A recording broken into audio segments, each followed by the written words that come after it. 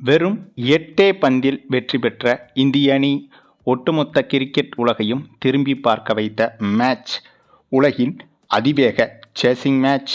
அதிலும் சூரியவன்சி செய்த அந்த ஒரு மேஜிக். அதாவது இந்தியா வெஸ்ட் இண்டீஸ் அணிகளுக்கு எதிரான T20 கிரிக்கெட் தொடர் என்பது தற்போது பரபரப்பாக நடைபெற்று வருகிறது. ஒரு பக்கம் இந்திய டெஸ்ட் அணி என்பது இலங்கைக்கு எதிரான தொடரில் விளையாடுகிறது. மறுபக்கம் இந்திய T20 அணி என்பது வெஸ்ட் இண்டீஸ் அணிக்கு எதிராக விளையாடி வருகிறது. இதில் இந்திய டெஸ்ட் அணியை பொறுத்தவரையில் இலங்கைக்கு எதிரான 2 டெஸ்ட் போட்டிகள் கொண்ட தொடரில் முதல் போட்டியில் வெற்றி பெற்றுவிட்டது. அதனைத் தொடர்ந்து இரண்டாவது போட்டி இன்னும் சில தினங்களில் நடக்க இருக்கிறது. எப்படியும் அந்த இரண்டாவது போட்டியிலும் இந்திய அணி வெற்றி பெறுவதற்குத்தான் அதிக வாய்ப்புகள் இருக்கிறது.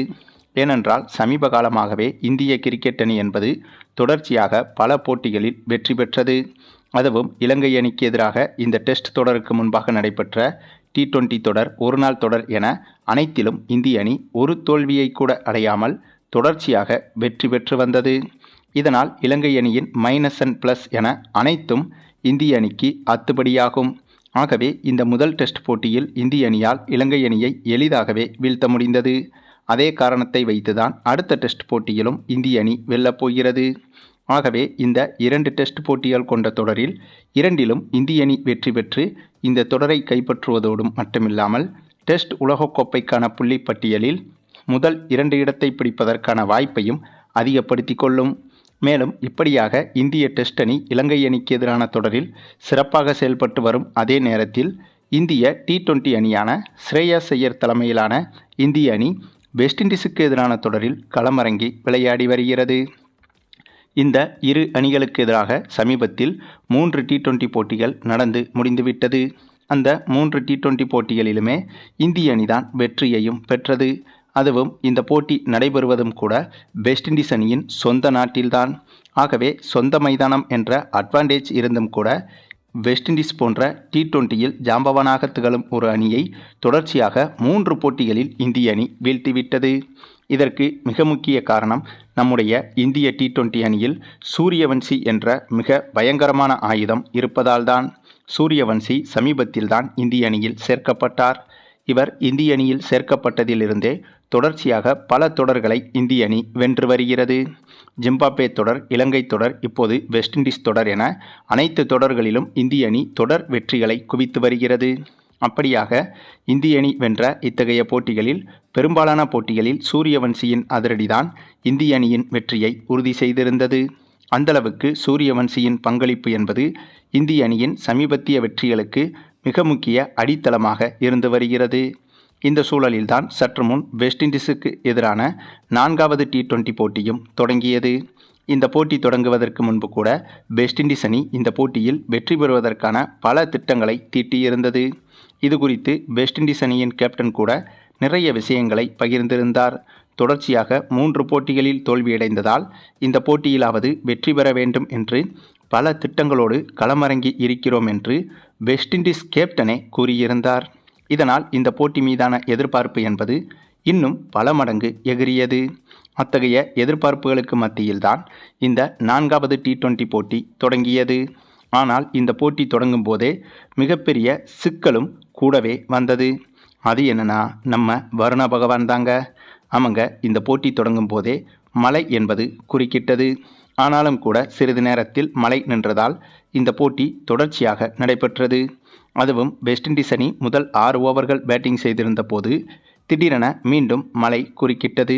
இப்படியாக இந்த போட்டி தொடங்கி முடிவதற்குள், அதாவது வெஸ்ட் இண்டீஸ் அணி பேட்டிங் செய்து முடிப்பதற்குள் மழை வருவதும் நிற்பதும் என 3 முறை இந்த போட்டியை தடை செய்துவிட்டது. இதன் காரணமாகவே இந்த போட்டியில் வெஸ்ட் இண்டீஸ் அணியின் பேட்டிங் என்பது மிக மோசமாக அமைந்துவிட்டது. அதுவும் இந்திய அணியின் பந்து வீச்சும் இந்த போட்டியில் மிக மிக துல்லியமாகவே இருந்தது. அதிலும் நம்முடைய வருண் சக்கரவர்த்தி இந்த போட்டியில் வெறும் 7 ரன்கள் மட்டுமே கொடுத்து 4 விக்கெட்டுகளை வீழ்த்தியிருந்தார். இவரது பந்து வீச்சுதான் இந்த போட்டியின் முக்கிய திருப்பு முனையாகவே மாறியது.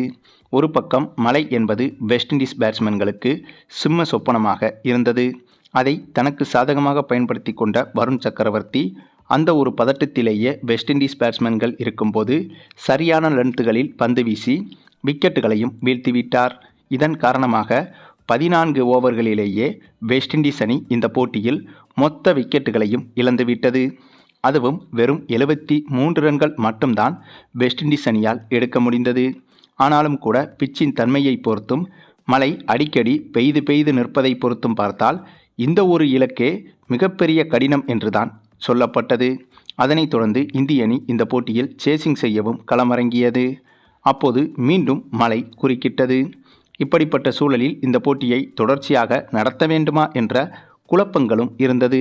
அதற்கு காரணம், மற்ற நாடுகளைப் போல மைதானத்தில் மழை பெய்யும் போது மைதானத்தை பாதுகாப்ப உயர்தர பாதுகாப்பு அம்சங்கள் என்பது வெஸ்ட் இண்டீஸ் நாட்டுக்கு கிடையாது.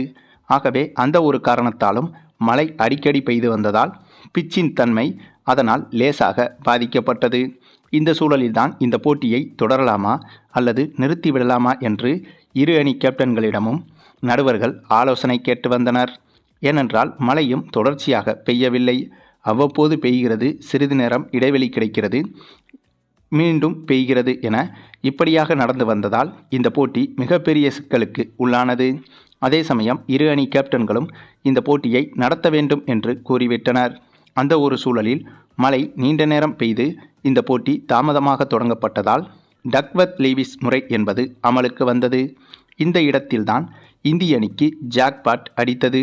ஏனென்றால் டக்வர்த் லீவிஸ் முறை அமலானதால் இந்திய அணிக்கு டார்கெட் என்பது மிக மிக குறைந்தது. வெறும் 6 ஓவர்களுக்கு 21 ரன்கள் எடுத்தாலே வெற்றி என்ற மிக எளிமையான இலக்கு நிர்ணயிக்கப்பட்டது. இந்த ஒரு இலக்கை பார்த்த பிறகுதான் வெஸ்ட் இண்டீஸ் அணி ஒட்டுமொத்தமாக அதிர்ச்சியடைந்தது. இதற்கு பேசாமல் இந்த போட்டியை நடைபெறாமலேயே நிறுத்தியிருக்கலாம் என்று அப்போது வெஸ்ட் இண்டீஸ் அணியினர் நினைத்திருக்கலாம்.